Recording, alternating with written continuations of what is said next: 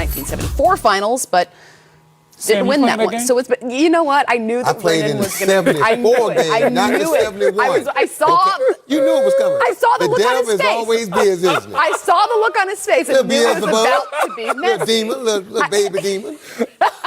You heard a baby driver, here go baby demon over there. I thought I saw you. Boy, you ain't worth it. I saw you shoot the hook. I thought that you was on the baseline.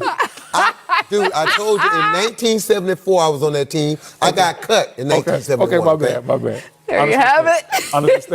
I knew the whole time I was talking as soon as I saw his face. Oh, that's Brendan Haywood, by the way. Thank that's you. I'll be here Mitchell. all night. I'm Kristen Ledlow. We are actually here all night. This is Playoff Central Live presented by AT&T 5G. We're here for all of the post-game press conferences from both the Milwaukee Bucks and the Atlanta Hawks as well. But let me start, Coach, with how? How did they do this with Giannis sidelined? Complete team effort. Look, we talked about this before the game, even though we were hoping and thinking the Hawks could pull this off with the crowd being at home, Trae Young, a Willis Reed moment. Milwaukee was just too good, too deep. And when you look at Chris Middleton, Jrue Holiday, and Brook Lopez, people forget those three guys have been all-stars. Chris Middleton, a recent all-star, but Brook Lopez and Jrue Holiday. And when you get to this time of the year, your stars show up because that's what you pay those guys for. And today, Chris Middleton and Jrue Holiday was unbelievable. They put this team on their back, and they spread the ball around just enough to keep Atlanta off balance. But when they needed a basket, when they got out to that big lead and Atlanta kept chipping away, it was either Jrue or Chris Middleton with that dagger play or a drive to the basket with a circus shot. So the Milwaukee Bucks have been the best team in the NBA the last 3 years. They've had the best overall record the last 3 years. And finally, the best team in the East is going to the Eastern Conference Finals this year. When I look at this team, I look at what Middleton brought to the table. I also look at what Holiday did as far as with his defense, his passing, and all of that. And at the end of the day, when the chips were on the line in that third quarter, Middleton just gave him life. And he just was hitting shot after shot after shot. And in the fourth quarter, Holiday's like, hey, don't worry about it. It's my time. Then Holiday came in and he had some big moments. And I thought the biggest bucket of the game for me was when Atlanta went on that run, and I think they cut it to around like 6 points. And then Jrue Holiday came down with that contested layup, and he scored it in there. That was tough. They had to call a timeout after that. If he didn't score a bucket right there, all the momentum was going Atlanta's way. That crowd was finally starting to wake up. I guess it was a late arriving crowd because they didn't they didn't have that. The crowd didn't really have that. They didn't. The crowd didn't have that playoff energy that I've seen in other arenas. That wasn't like the Knicks arena. The last 5 minutes of that game, that's when the crowd really, really got into it. If they could have been like that from the jump ball, who knows? But give Milwaukee credit, man. The thing that you have to do on the road team, you got to take the crowd out the game. Yeah. And they took the crowd out early, and they just put their foot on the Hawks, and they just stayed on them. They stayed consistent. And you said it. Every time the Hawks got some life, either Jrue Holiday or Chris Middleton or Brook Lopez, they kind of snuffed it out. And give the Hawks credit, man. Look, Trae Young, valiant effort. He wasn't right. Trae wasn't even close. But you knew he was going to want to play in this game. Atlanta fought hard, young team. They should be back in the future. But, man, Milwaukee is seasoned. They got the right veterans. If they get Giannis back healthy, man, this has a chance to be an unbelievable finals. And you say it, Brendan, Trae wasn't right. He did have to sit out the last couple with the bone bruise on his right foot. But what does this postseason run say about his status in the league? Well, what this run says about Trae Young is that he's an emerging superstar in this league.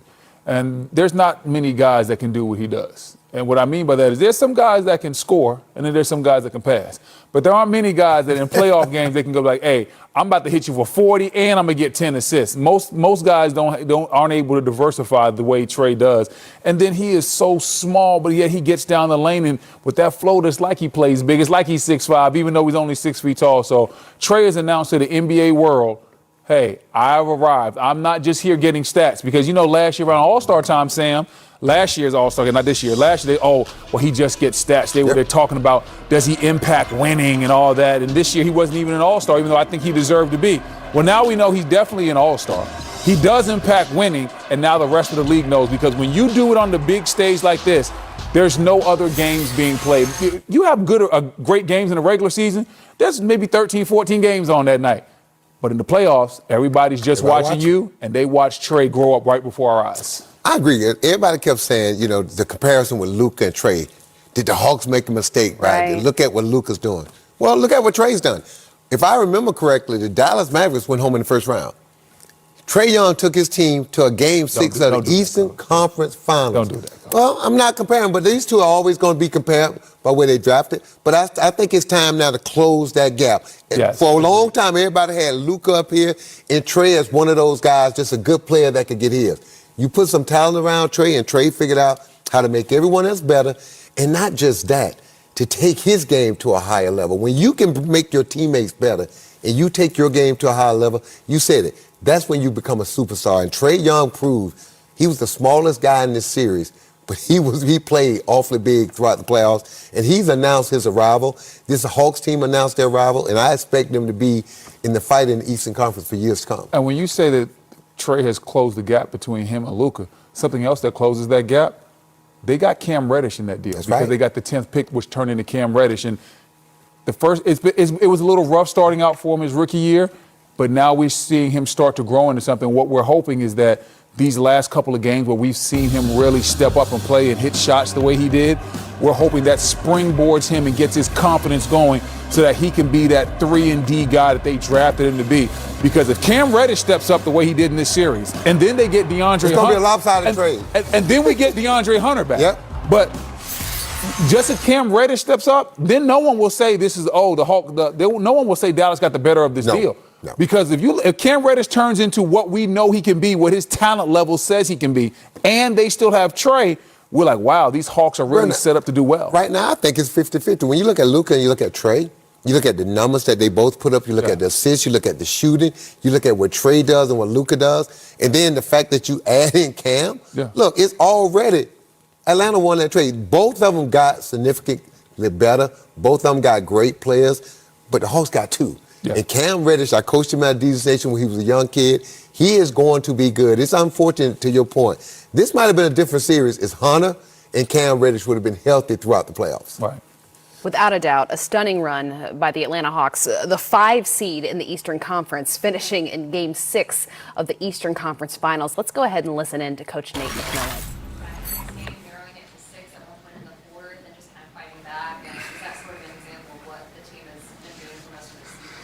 It's just a resilient group. You know, they've been doing this all season long, and, you know, I want to, thank the organization, Tony, Jamie, and Travis for the opportunity to work with this group. They've been a great group all season long. You know, it was a huge challenge for them once, Coach Pierce was let go. And I challenged those guys to be better, to do better, to sacrifice, to commit to each other, and they did. It just shows that when you get a group of guys just working together for the same common goal, they have talent. Every NBA team has talent. You can win games. And what they did this season it wasn't luck, wasn't involved. It was hard work. It was sacrificing. It was committing to each other. It was trusting each other, and the effort was there every single night. And they played themselves into the Eastern Conference Finals, with a chance to go to the finals. But, Milwaukee is a really good team. They're a really good team. I know they was missing Giannis, but that team was on a mission.